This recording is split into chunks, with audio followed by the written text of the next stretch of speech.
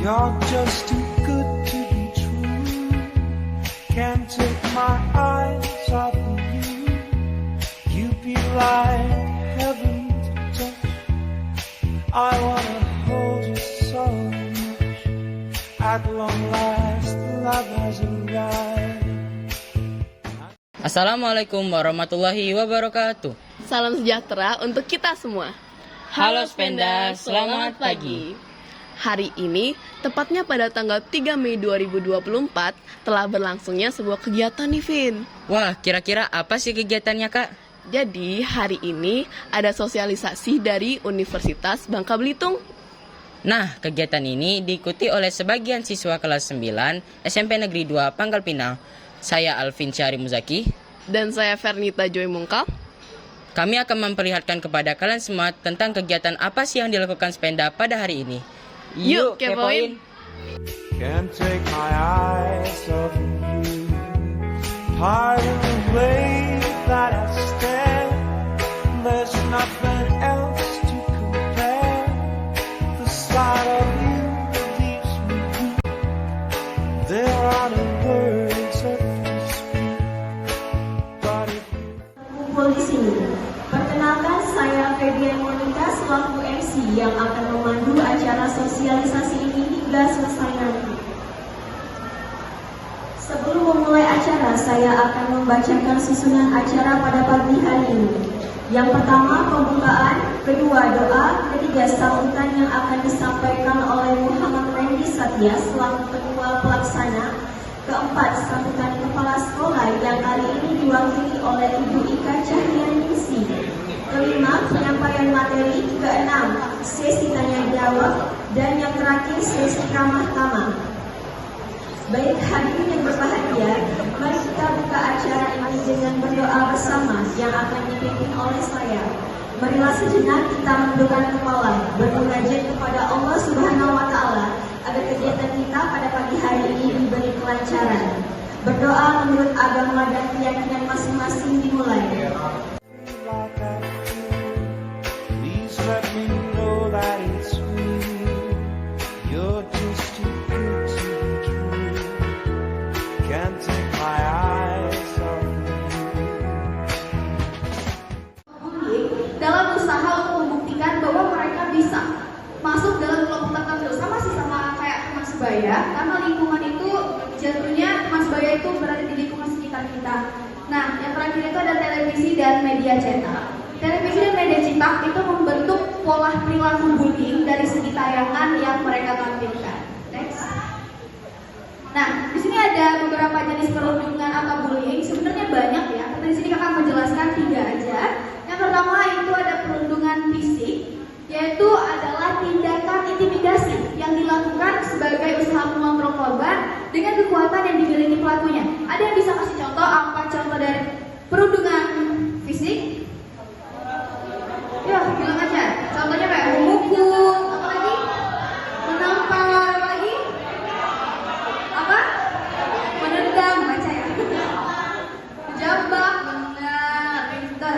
Yang kedua ada perundungan verbal, dan di mana ini merupakan jenis perundungan yang menggunakan kata-kata, pernyataan dan sebutan atau panggilan yang menghina. Contohnya gimana? Ada yang tahu? Ada yang tahu? Contohnya kayak seseorang yang rasis kepada orang lain. Tapi rasis dari sini ya. Jangan rasis ya. Oke, yang ketiga ada cyberbullying. Nah, cyberbullying adalah tindakan perundungan yang terjadi secara online di dunia maya. Ada yang bisa kasih contohnya? Hoax. Contohnya apa lagi?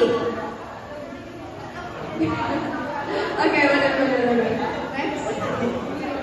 Nah, apa aja sih gitu dampak perundungan yang akan didapatkan oleh korbannya? Di sini yang pertama adalah akademik menurun, di mana minat dari korban itu dalam pendidikan maupun dalam minat dan bakatnya itu akan menurun ketika dia merasa tertindas yang dilakukan oleh pelakunya. Yang kedua,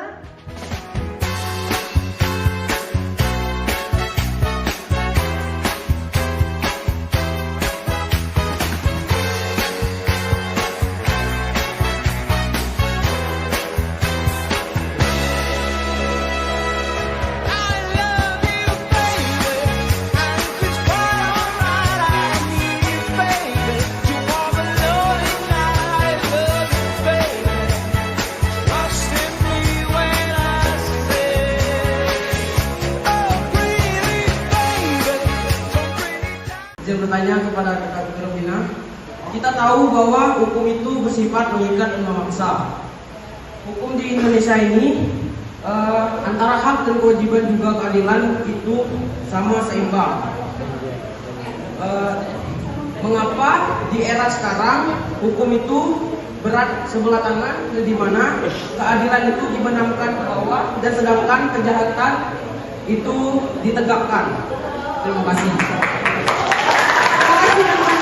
Nah, maka di saat ada hukum yang berat sebelah atau merugikan salah satu pihak, maka yang menjadi pertanyaannya itu adalah penegak hukumnya.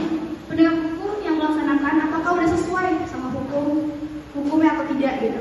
Jadi yang kita pertanyakan itu bukan hukumnya, tapi si penegak hukumnya. Saya Bapak Fediansyah dari kelas 9J.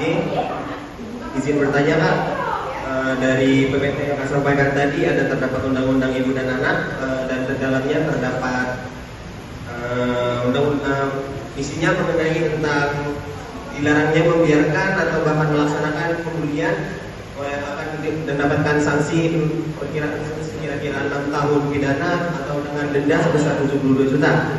Izin bertanya, apakah masih ada lagi undang-undang mengenai pembulian selain dari yang dipaparkan di depan tadi? Terima kasih.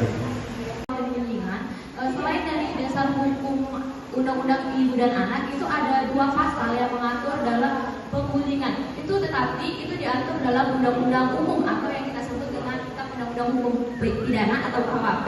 Yang pertama ini akan saya bacakan. Yang pertama itu ada diatur dalam pasal 351 KUHP yang berbunyi dalam 2 pasal. Yang pertama, penganiayaan diancam dengan pidana penjara paling lama 2 tahun, 8 bulan atau pidana denda paling banyak 4.500 rupiah. Dan dalam pasal kedua itu jika perbuatan mengakibatkan luka-luka berat yang bersalah diancam dengan pidana penjara paling lama 5 tahun.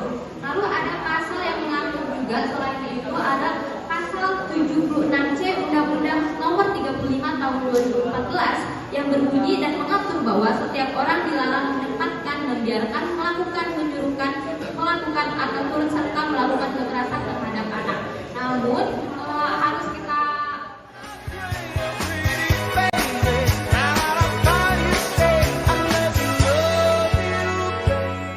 Jadi saya sudah bersama dengan salah satu siswi yang mengikuti sosialisasi pada hari ini.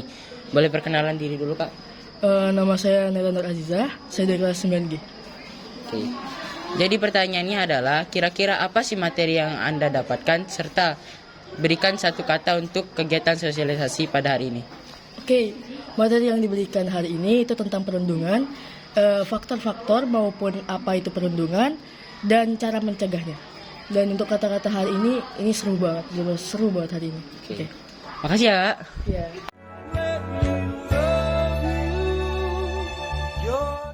Oke, kembali lagi.